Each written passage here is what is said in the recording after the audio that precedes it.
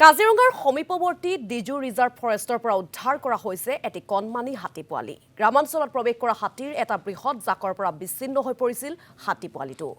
গাঁৱৰ ৰাইজৰ সহযোগত কাজিৰঙাৰ বন্যপ্ৰাণী উদ্ধাৰ আৰু পুনঃ সংস্থাপন কেন্দ্ৰই হাতী পোৱালিটো উদ্ধাৰ কৰিবলৈ সক্ষম হয়। বৰ্তমান ৩ মহীয়া পোৱালিটো কাজিৰঙা বন্যপ্ৰাণী উদ্ধাৰ আৰু পুনঃ সংস্থাপন কেন্দ্ৰত চিকিৎসা প্ৰদান কৰি থকা হৈছে।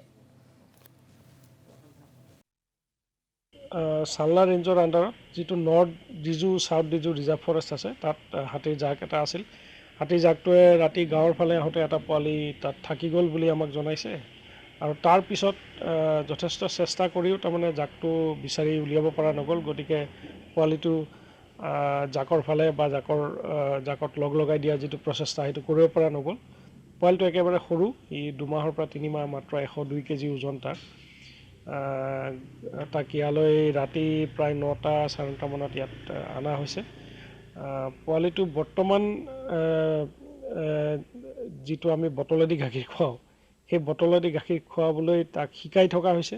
এইটো তাৰ কাৰণে নতুন বস্তু, গতিকে তাৰ শিকাওঁতে কিছুমান পোৱালি অতি সোনকালে শিকে, কিছুমানে দেৰিকৈ শিকে। সি এতিয়া লাহে লাহে শিকিছে বুলি আমি দেখিছোঁ CCTVত।